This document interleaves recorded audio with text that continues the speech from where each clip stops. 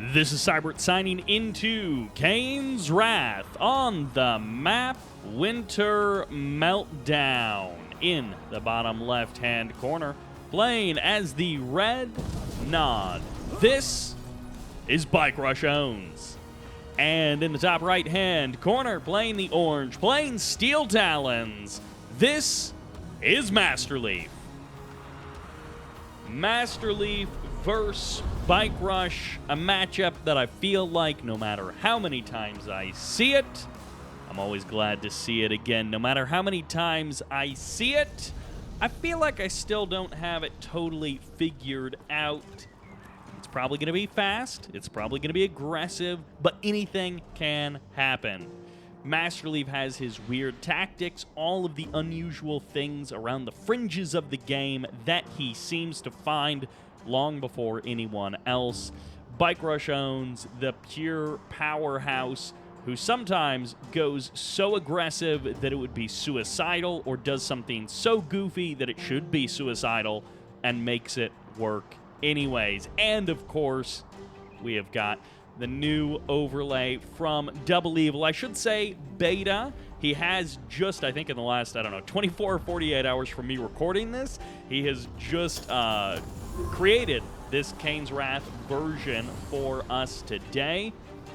It is a huge help to me, something that I'm very glad to have, but it is definitely not final. It is definitely not complete at this current time, so bear with the beta-ness of it. We'll eventually get it refined down, and then it should be available publicly sometime after that. But for now, this is just another demonstration, and it's not like the other demonstrations where I was doing everything myself. This has actually been done a little bit more properly, so everything works better than when I did it. But I was just dorking around with some stuff behind the scenes, trying to use scripts to accomplish everything. Harvester's being harassed, and BikeRushOwnz is about to lose a Harvester, but that may not be the end of this aggression. 3 Pitbulls will survive this first wave. We'll see if Masterleaf is able to sneak anything else into the base of BikeRushOwnz, put on any more pressure, but killing that first Harvester has got to feel good for Masterleaf. He's going to maybe get tagged a little bit there as he exits, but ultimately no big damage. However, this is a very awkwardly placed MCV. This is not an optimal location for your refineries on your natural expansion. And Masterleaf, he may even notice this as he swings back by with his Pitbulls. Okay, no, maybe not. He might be just kind of scooting away. But it's not, at the end of the day, like a game loser to place your refinery there, but of course, it is better to have it placed a little bit more optimally, although, you know, this is Bike Rush. So the fact that we could see just a fast tech into 1-clicks to deny his opponent's refinery could be a possibility here, and that would certainly help even the score from this point. It's going to be into bikes. Gets his extra Harvester for the natural expansion, but he does go second War Factory after that. Bikes and buggies going to be crossing the map. We did see, I think, 1 Scorpion tank get produced earlier. I'm not sure that he's really going to be a significant portion of the attacking force. Masterleaf will hopefully see the aggression coming his way. For now, it's bikes along the northern edge of the map. They seem to be routed up to the middle, and Masterleaf doesn't have many scouts there, but he does have 1 Titan making his way. He may actually be predicting this exactly perfectly. The second Titan does go to the south. Scorpion tank shows up there, but this is a distraction Scorpion tank, and these bikes are going to run into this Titan. Pretty much a perfect catch here for Masterleaf. This is the best early warning system that he could have asked for, other than, I guess, a cheaper unit. We'll see if he's actually able to respond quickly enough. Doesn't pull the Harvesters, and it looks like he doesn't need to. The right call is to do nothing with the Harvesters. The Watchtower and the Titan are enough to hold off those units. A couple more Scorpion tanks rolling in here. Pitbulls and the Titans going to be enough. Airfield, double airfield even, is going to be the follow-up. Orcas will be the choice for Masterleaf. He is going Steel Talons, but he is not going to abandon his air, and he does scan. He sees 2 Harvesters, and that gives him a bit of intel here as he drops the Orca strike. It crosses the map, and he has made safe his fields. honestly a pretty straightforward game. Really nothing too insane. Double War Factory from Nod, bikes, and Scorps. Nothing too absurd. Steel Talons, okay, maybe 8 Orcas isn't the most common mid-game Steel Talons transition, but other than that, things are looking pretty darn normal. BikeRushOwnz will see this coming. I don't know that he dropped his Operations Center, although no, he does not even need to. With this many bikes, he's going to be able to attack a couple of these Orcas. There's going to be the first SAM site getting deployed. First couple of Orcas getting cleaned up, and no big Harvester kills. Maybe a couple of rockets shot there at the Harvesters, but no kills. Titans now going to be making their way through the middle of the map. Last couple of Orcas going to try and escape. Bikes going to be committing into the attack. They will be getting shut down as the third bases are on the horizon for these players. Masterleaf in position as BikeRushOwnz cleans up these Titans. Masterleaf will, I think, see the Tier 3 being deployed, and he will suspect that Tier 4 1-clicks are going to be on their way. There's the chemical plant, and the 1-clicks could be just moments away. Really nice space on these refineries. Of course, these refineries here in the main, those one could be sold off at this point because, of course, those could be clicked, but there's no tib there. So the value of clicking those 2 refineries is pretty minor. Third refinery, or third base, definitely going to be a lot slower for BikeRushOwnz, but he's hoping to make up for it with the help of this stealth tank. War Factory gets deployed, and I think this one Harvester will go down, but the stealth tank will probably also get eliminated. Trade, a 1-for-1, but it is going to be some free damage on these Harvesters. 1-clicks do come in. Refinery gets eliminated. 2 Harvesters may end up paying the price for it. They do split. BikeRushOwnz is no newbie, so he is going to split his Harvesters, making sure that one does escape. Meanwhile, on the north side of the map, the Reclamator Hub is on the way, or at least the Redeemer Engineering Facility. We'll try and use the correct vernacular here. As the Orcas come in, this is a lot of tip core missiles headed their way, but this is 1 Harvester down, 2 and 3 Orcas have found their damage, and finally BikeRushOwnz is being cut down on the economy front. This is what Masterleaf was hoping to do earlier in this game, but he didn't find the damage. Now he finally finds it with those 3 Harvesters killed right in the middle of the expansion, right as that tip seed comes in. BikeRushOwnz is happy to stay on this field a little bit longer, and he would have loved to have +3 Harvesters from whatever his current number is. Both of these players, they're okay on the macro side. Masterleaf floating 2K, but he's got room for his next refinery. He's got pretty much all of his tech rolling, except for, wait, has he delayed his Tier 3? He may have actually delayed his Tier 3. He's got decent production, but maybe the tech just isn't quite there. These sensor pods from Orcas getting deployed all over the map. Masterleaf wanting to keep an eye on things. And that's one of those things that we love to see, is the active use of those sensor pods. Masterleaf should have Tier 3 somewhere, but it appears he has skipped it. Finally, okay, it is here. It was just a little bit late, so that is explaining why Masterleaf wasn't spending that tech, or spending that money. He wasn't getting upgrades. He wasn't getting those more expensive units. He may be indeed going into railguns. Maybe we see a Marv and Mammoth tanks. We can all hope and dream, but of course Behemoths are maybe the more likely combination. Redeemer out on the field, double Hand of Nod transition for BikeRushOwnz, and it's going to be stealth tanks coming in, decoy stealth tanks as they get cleaned up. Not much scouting, but I guess they do get a little bit of intel, and actually they just wasted a ton of Orca rockets. There are 7 Orcas here. They might get a drop on these. Yes, the stealth tanks do reveal themselves. The Orcas going to be seeing the entire army moving through the middle of the map.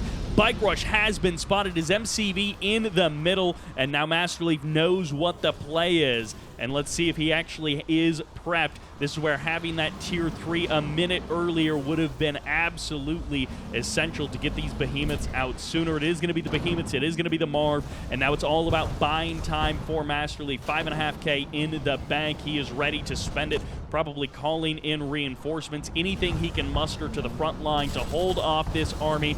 Watchtower's getting added on. One Harvester goes down. Scorpion Tank's going to be trading in. They're diving deep onto these Harvesters, happy to trade their lives. And actually, the Disruption Tower comes up. The Air Tower as well, possibly just for the mine drop, as all of these forces come in. This one Behemoth way over on the left side. And unfortunately for Masterleaf, his Marv is set upon before he can jump anything inside of it. No engineers, no grenadiers, no rockets to help out this Marv. It's just absorbing damage from its first minute. The Redeemer is here. The Watchtowers have cleared out the rockets, and the come-from-behind reinforcements moving in to find some damage. Shockwave Artillery fires off. No, are you kidding me? The RNG, it's so good, but it's not good enough. That Redeemer gets tagged by perhaps the last shot from that Shockwave Artillery. I thought he was about to escape with having only dealt damage to Masterleaf. The Redeemer goes down. Masterleaf has held, and he maintains his third base. He's spent his bank. He has wasted a lot of units, but he still has his foothold, and this is where he can start to rebuild and regrow. He's got that third already established, and he's going to be putting pressure on Bike's MCV. Bike is about delaying in the current moment. He might actually be able to sneak out this stealth tank out the back of the base. He's going to be able to avoid the army. I guess it becomes guerrilla warfare from this point forward. He was going beam cannons, or excuse me, he was going venoms. I'm not sure what exactly the plan was for Bike Rush and the Venoms. There's not a ton of infantry here, but maybe he was planning some kind of beam cannon combo. I can't imagine that was the plan with so little time to spare, but the entire army has been swept. Masterleaf, I was worried for him, but he has come through very easily.